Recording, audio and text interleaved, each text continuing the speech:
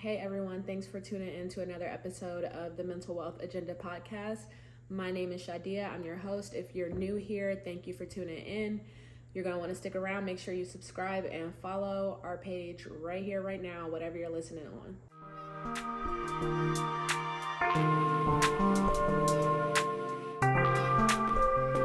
Now, if this isn't your first time tuning in, you would know that I have not done a solo episode in a little while.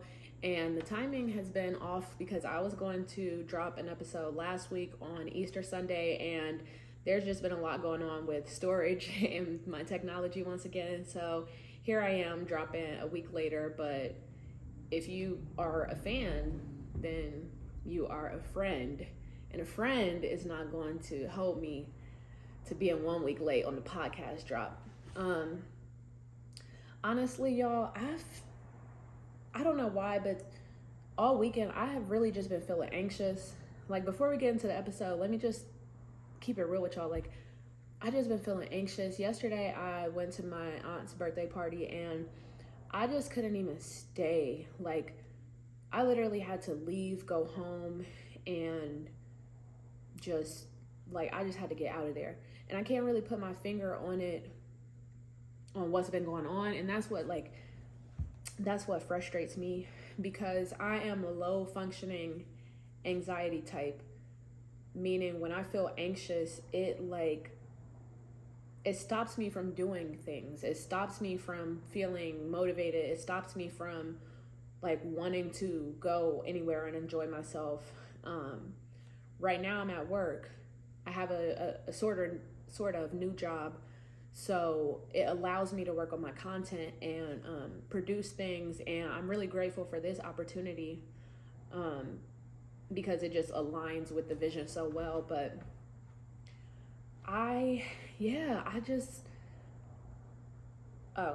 see, and that's the thing. I don't want to feel anxious. I work against it, but then I'll notice myself shaking my legs like this. And then I'm like, oh man, I can't stop doing it. I can't keep myself still. I don't want to go on about this forever, but I just want to let y'all know that I might not have too much enthusiasm for y'all this episode, but I'm gonna still push through and make it as good as possible. But just know that anxiety just been making its way, showing up in my life every day regularly. I don't know what's up with that, but anyway, let's get to this episode. Today's episode, I'm excited for today's episode because it's actually going to be the first research-based episode that I really put out there. And let's really get into it. So today's episode is going to be on one of the biggest topics in the theory of personality when it comes to psychology. So this is the big 5 personality traits. I've got my notes right here.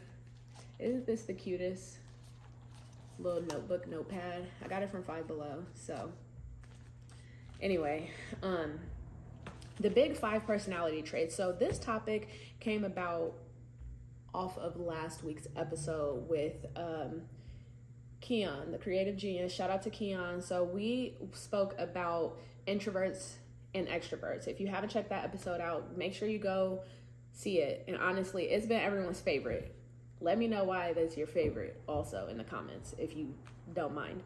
But introversion and extroversion, that is actually one of the big 5 personality factors.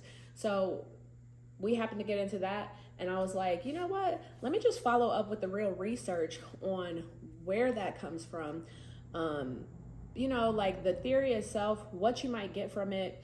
And honestly, I just feel like it's something everybody should know. Who wouldn't want to know about their personality? Duh, especially when you're on a journey to change. You want to look at those different personality traits that can actually lead you to the person that you want to become. Most of the time, it's not really a complete 180 that's needed. Sometimes it's just your perspective on 1 or 2 personality traits. Or honestly, just finding people that align with your personality traits. So let's get into it. Now, the big 5, that's actually just a term that has gone by but it's also known as the 5-factor model of personality. So long story short, it's like the main differences in someone's personality, the broadest personality traits, and the idea just expanded from there. The thing is about this theory is not necessarily developed by one person. It was one of those things that kind of came about, and then people continued to develop it over decades of psychology. But a few of the names that we could throw out there would be Ernest Toops, Raymond Christian, and Louis Goldberg. Louis Goldberg specifically coined the term Big Five. So we could give that to him directly. Otherwise, this has just been a continuation, which is still being argued over today. Now, what does the research mean? Why is it important? Why do you care? Because, like I mentioned already, when you are working on yourself, your journey, even your relationships with other people, maybe your business dynamics, all of these different things, those directly will be reflected by your own personality traits. You have to understand what personality traits mesh with others, and also how to navigate when... Y'all hear that?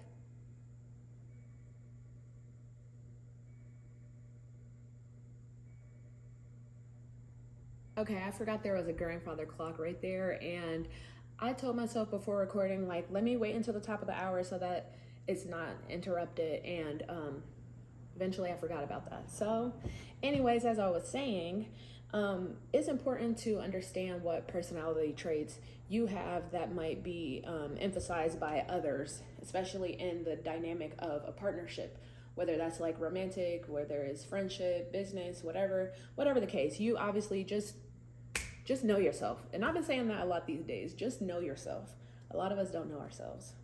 Anyway, overall, about 50% of your personality traits will follow you from the beginning of your life to the rest.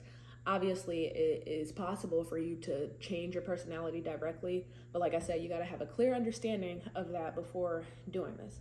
So let's get into it. The big 5 different factors: openness to experience, conscientiousness, extroversion, agreeableness, and neuroticism. I promise you, don't turn this podcast off right now, because I'm going to break down the research for you. Like, I swear you're not going to be confused. It's not going to be too much. Please give me a chance. So the big 5 questionnaires, if you've ever done like personality type questionnaires, whether it be like, oh, what movie character are you, or what Hogwarts house do you belong in, like those different type of things, those are all based off of like these personality types.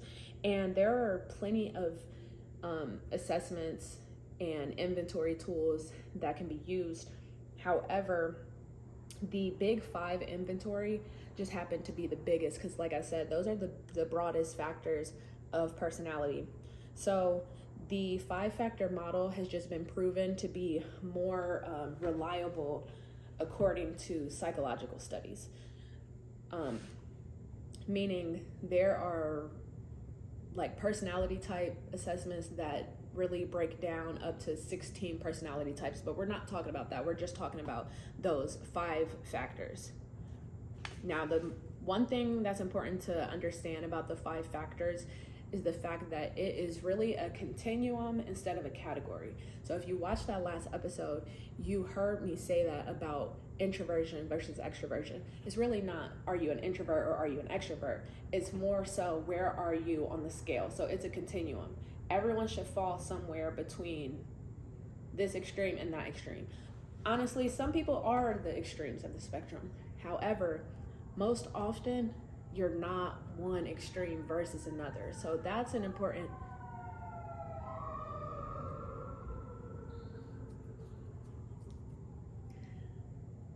Y'all, I need to get a microphone, and I'm just trying my best, y'all. Okay? Just stick with me. Stick with me.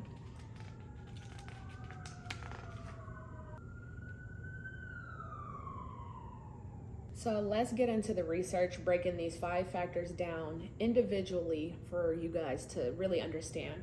And I am going to link my source in the description box, because this was a really good resource. I think that she gives like some great definitions, explanations for people that aren't exactly in the field of psychology.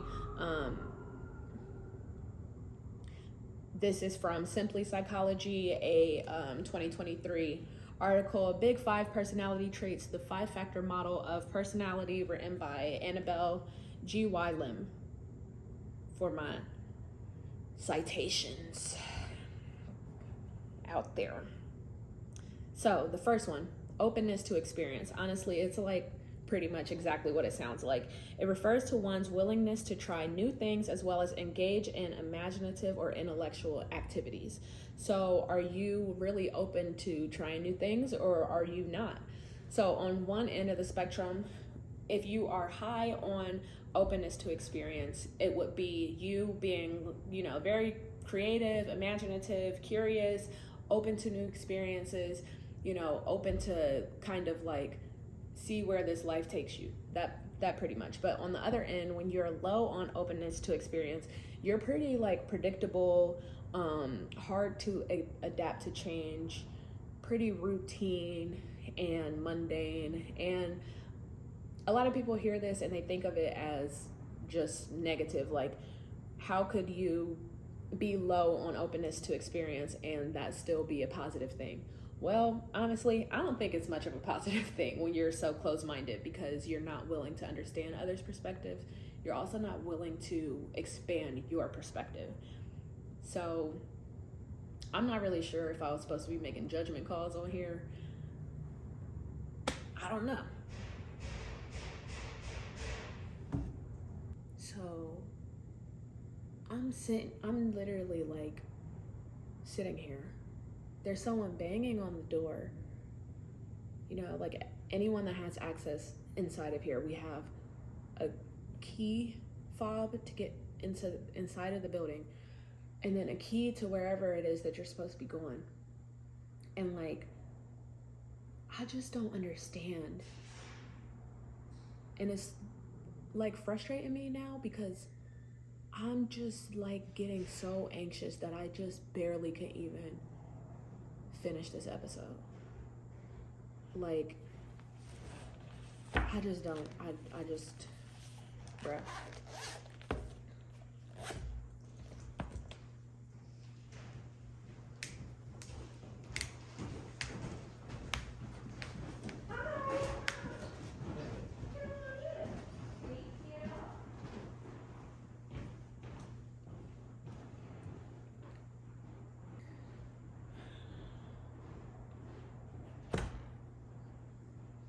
Honestly, I don't, like, bro, can we just talk? I am somebody that has like literally just been freaking living, pushing through my emotions all my life, right? I'm the youngest of 4 kids, and I am just like, as a 24-year-old, I'm just now getting to the understanding of like my mental health. The reality is, when you've went 15, 16, 17 years without caring for your mental health and not paying attention to it or like taking care of it, it's easy for you to feel like you're making up an excuse, right? And it's like, I just feel like I keep struggling with that when it comes to my brand, because no, some days I can't function. Like, some days I can't even sit down and record and read like the things that are on the paper and the things that I know in my brain, because like my heartbeat won't stop racing. And like, I feel like I could throw up right now, y'all. And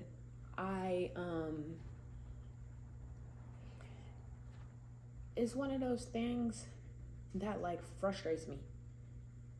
And like, you can't be frustrated with yourself. You can only be so frustrated with yourself and still be okay. So I try to remind myself not to get frustrated with myself and not to get frustrated with my brain, because all this time I've been living life pushing through when something actually really was wrong. And it's all still so new to me. So honestly, what I can afford to talk about is my mental health right now, my experience with my antidepressants, being clinically diagnosed, starting a prescription, being re-diagnosed, and all of that. So that's what we're gonna talk about today. Okay? If you don't want to hear it, click off, and we could talk about the personality factors next time. So whatever. Now, in 2 months, it'll be a year that I have actually been seeking and receiving professional help for my mental health in regards to the biology and neurochemicals of my brain. So I've been in therapy for longer than a year. I'm at about 15 months in therapy right now. However, it wasn't until about 5 months into therapy that I sought help with like antidepressants or clinical diagnoses, things like that. So basically, I was working a job. The job was good. Actually, I still think about the job and some of the people I met there. The job was good, but my schedule was not, and the schedule caused me to be stuck in like really bad traffic, like really, really bad traffic. And I started having like panic attacks, like driving in the traffic. So I was like begging for a different schedule. And I'm like just begging for a different schedule. Like it was only a difference in 30 minutes that was going to like get me out of that traffic, right? And so I'm like begging. And this is like, it was a new job too. So like, you know, you got to wait through the training period. You got to wait through all of that to be able to like get a different schedule and stuff like that. So they give me a new schedule finally. And the same day that I finally get the schedule, I quit the job. Like I just had like the worst anxiety attack that morning, and I was just like, I can't. So I like went home. I texted my lead saying that I couldn't come back, saying I would bring my stuff the next day, everything like that. And I just like, honestly, I just had a breakdown. Like I had a meltdown. Like I spent hours crying. Like I called my therapist, and everything. And like, it was one of those things. It was one of those moments that I felt like, bro, life is not gonna be okay. Like this is just not reality. I don't like the way I feel. I don't like the way life feels for me. Like I'm just done. Like I'm over it. And like I didn't even feel safe. I didn't even feel safe within myself. Like I didn't feel safe at all. It was just so much. And I reached out to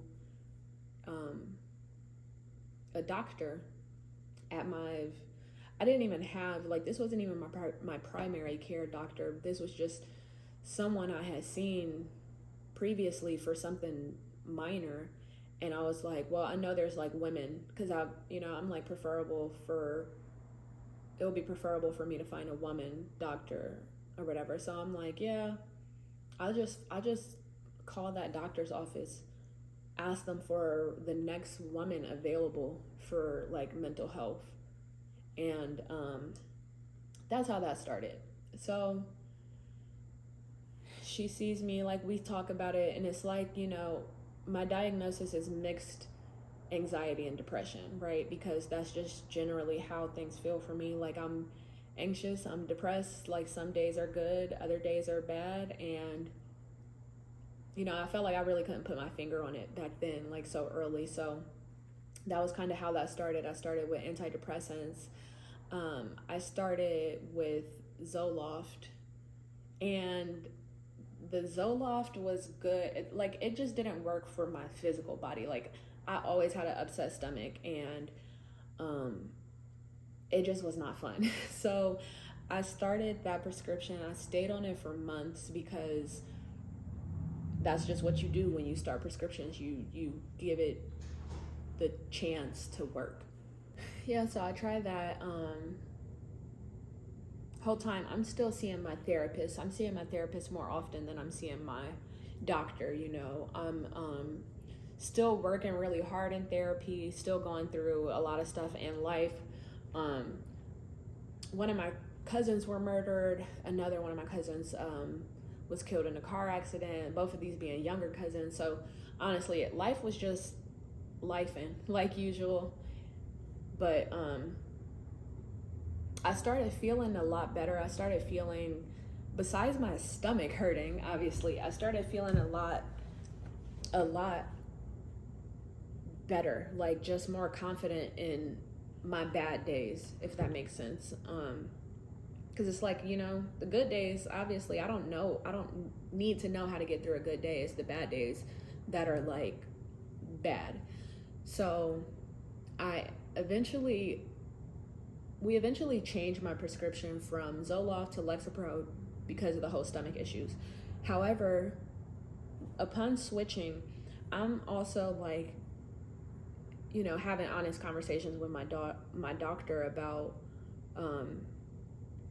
how I still felt like anxious and depressed around my cycle. And I'm like, I feel good. I'm feeling a lot better, but some of those days, this stuff like does not change. Like this, it's hard. And it was one of those things that felt like I wasn't really sure if those bad days were as routine as they felt. I'm like, maybe it's not. Maybe I don't have these routine bad days. Maybe it just feels like that in that moment and things like that. So I started the Lexapro, and I've been on it for a few months, but last month I had to be honest with myself of like, there's something else going on, truly. Like, I had to break myself down all over again, the same way that I did last year. And it was so hard. Like, I don't know, as Black people, we're conditioned to believe that something is wrong with us for like accepting that we need help or something. Like, I don't know, just know that it was hard. And I can't tell you why it was hard. I'm already in therapy. I'm already on antidepressants. I'm like, I'm already doing the work. People already know I'm crazy. People already know I'm on antidepressants. I've already said it out here to the public. Why am I scared to be re-diagnosed? That's really what it was, being re-diagnosed. So I had to accept that. Like, if you want to feel better, you have to be honest with yourself first and then with others. And that's part of the reason why I'm like even choosing to be honest with other people, because this diagnosis changed my life. Honestly, I feel like it's changed the perspective that I have when it comes to being able to perform for my platform. So I was re-diagnosed with PMDD. PMDD is premenstrual dysphoric disorder, meaning your hormone levels drop tremendously during your cycle. Like right before it, during those first days, and then the symptoms kind of fade away before your cycle ends. So it's one of those things that made me, like, I understood that being re-diagnosed meant going through the whole prescription thing again, which not to the same degree, because luckily me switching over to the Lexapro for my anxiety and depression already, that is the same drug that's used to treat PMDD. But now I have to adjust my dosage according to my cycle. And that was something that was scary for me, because I'm like, bro, I already struggle with taking my meds every day.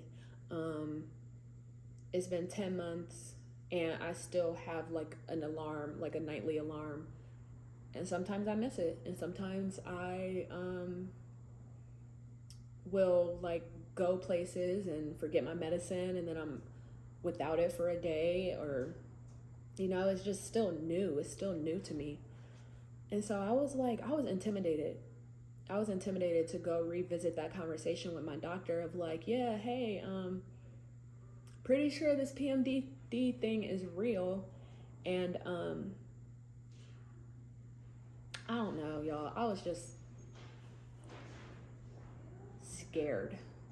If you weren't paying too much attention, I don't know how well this is going to be edited. I've had to stop and everything like that. So I'm just keeping it real, and I'm just putting this out there because I literally have to. And this diagnosis is also kind of new for me, but I say that this diagnosis changed my life because it gives me a better understanding of like me forcing myself to show up when my brain is not even programmed that way for that day, like during that time. And it also helped me understand that like it's possible for you to be like strong and confident and healthy and all of these things, but it also being something in your body that's going on against you. And so that's kind of relieving, of being like, okay, I'm not tripping. Another thing that's really important about my PMDD diagnosis is the fact that as a woman, you always hear these things of like, oh yeah, it's like her emotions, it's her hormones, like it's because of like PMS and stuff like that. But no, like PMDD will literally kill you. Like there are women dying from it because of the belief that it's just your period, just your hormones. No, some brains will actually like fight against you in that way. And I didn't think it was me. I didn't think it was my brain. But last month I had a really bad anxiety attack. And I just felt terrible. I felt so terrible. And I was like, bro, this is the last day that I'm gonna feel this way. Like this is gonna be the last day. And honestly, that's how I felt last year when I called my doctor and everything.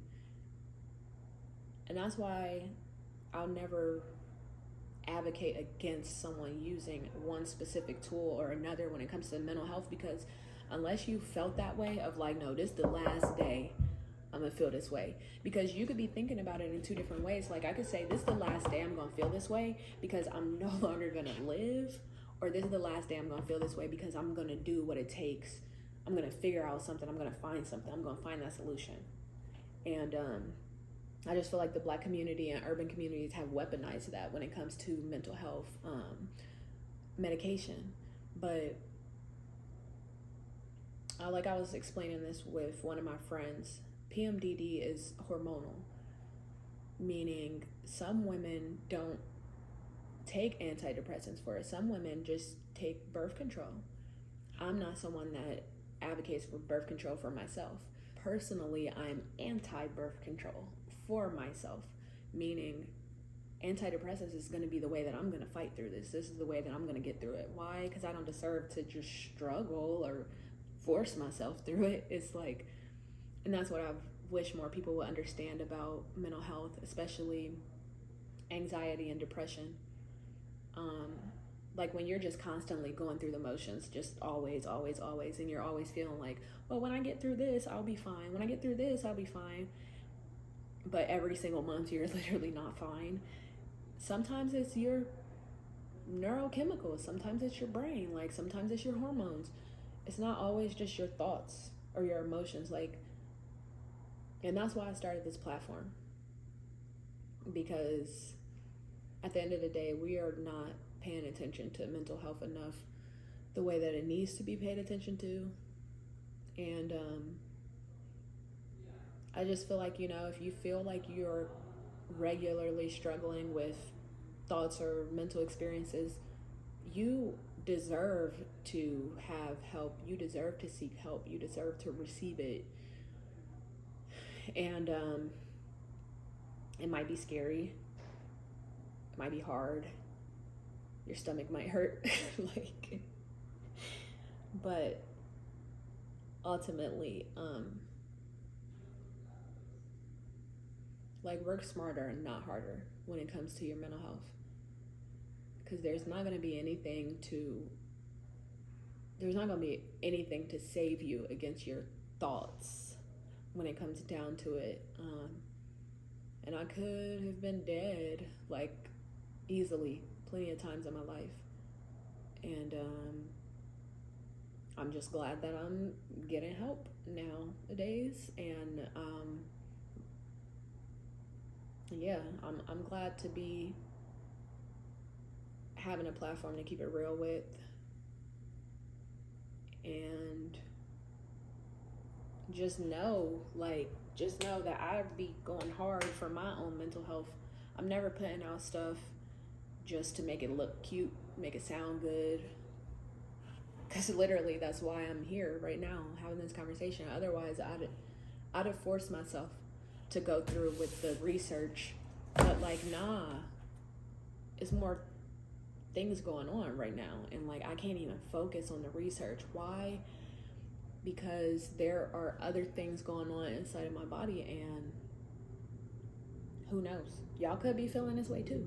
So before I get off of here, let me let y'all in on some specifics, symptoms that I've experienced with PMDD. You might be going through the same thing. Literally for years, after I turned 20, I got a Fitbit. I got a Fitbit for my 19th birthday, which is like a fitness tracker. It has the option for you to enter your cycle and everything like that. It wasn't before this, I didn't really notice any routine, but my Fitbit would send the notification of your period's gonna start in 2 days or something. After a while, after that, my Fitbit actually got synced to my body. I realized I would be sobbing, crying, suicidal on those when I got that notification, oh, in 2 days. And I started noticing that was routine, month to month to month to month to month. I didn't have an understanding of PMDD though, because I said, everyone's just yeah, you're gonna cry before your period. Oh well. No, y'all. I've been pushing through this every single month for the past 4 or 5 years. And I'm not saying because you just wake up moody or have an attitude, or you feel sad, or you just want to lay up with ice cream, be held, watch your favorite movie. No, that's fine, that's normal. I just would feel worthless. I would cry. I used to have a overnight job. I remember leaving my overnight job, I remember crying during my shift, just in and out the bathroom crying all night. This job, I was getting off at 7 a.m. I got off and I just called my mom just crying at 7 in the morning, just on the side of the road, just sobbing, saying, I don't know why, I don't know what. And a lot of times it would just feel like a worthlessness, like a loneliness. Like, I'm the youngest of all of my siblings. I don't have any children. And like that right there, even that would just bring me to tears. And I'd be like, you know what? You might as well die now because you don't have kids. No one cares about you because you don't have kids. And your parents don't want to talk to you. And nobody loves you. And when it's the holiday time, no one wants to see you. Why? Because you're not a kid and you don't have any. Boom. And so I would just cry. Like, and I know it's silly, but like, that's the mental illness of it all. Of like, girl, what are you talking about? You're crying because you don't have kids? You should cry. I mean, you should be crying if you did have kids. And it's really just random things. I mean, being from Columbus, I've suffered a lot of trauma. I think about my friends that I've lost, friends that have been killed, friends that pass away, and it just would break me for days at a time. I've self-harmed, and most of those times usually would be during my like during that week before my cycle. Those type of things. Like, these are signs and symptoms of like, bruh, you not good. You're not good for real. And last month, I raised the white flag because I had such a terrible panic attack. Not a panic attack, but an anxiety attack. I just felt completely worthless. And this was at a time that I was like working on things, like physically working on things. I'm like, oh my gosh, this year, like, I don't know how I just landed so many opportunities, but I did. And I'm just so blessed and I'm so grateful and I'm so thankful. Next thing you know, like, I started thinking like, you are not that girl and you should not even be here. No one cares. You think you're that girl, you're not impressive. And like, die today. And I know that sounds extreme, but that's really, it just feels crazy to even talk about this, because like, I never made any of this up, okay? And I think that that's what reassures me the most about a real diagnosis, is that like, I never made any of this up. Like, things were just as bad. And I can remember, I can think about times at like 20 years old and things like that. And unfortunately, PMDD is a chronic disorder. So like, I can't think it away. I can't think it away. I can't pray it away. I can't put one in the air. I can just continue to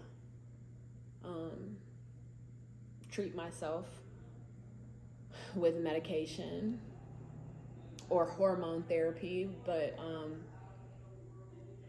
that's not necessarily something that I'm looking into.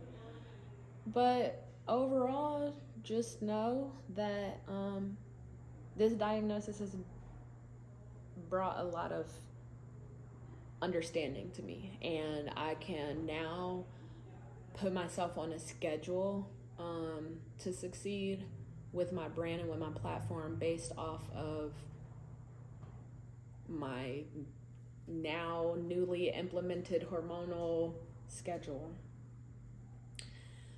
And yeah,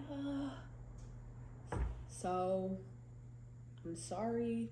Not necessarily sorry, but I will say that I apologize for not being able to put out the research that I planned on sharing with you guys today. But I don't apologize for choosing to show up for me And ultimately, I'm glad that I was able to share this with you guys, because I have been kind of overthinking it and trying to understand a way that I would share this re-diagnosis with you all. And honestly, it just happened to, I guess it was just necessary today.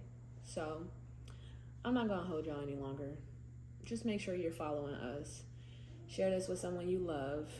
Like, subscribe, comment, all of the above. Send me good vibes, because I'm always sending y'all some. And I don't know.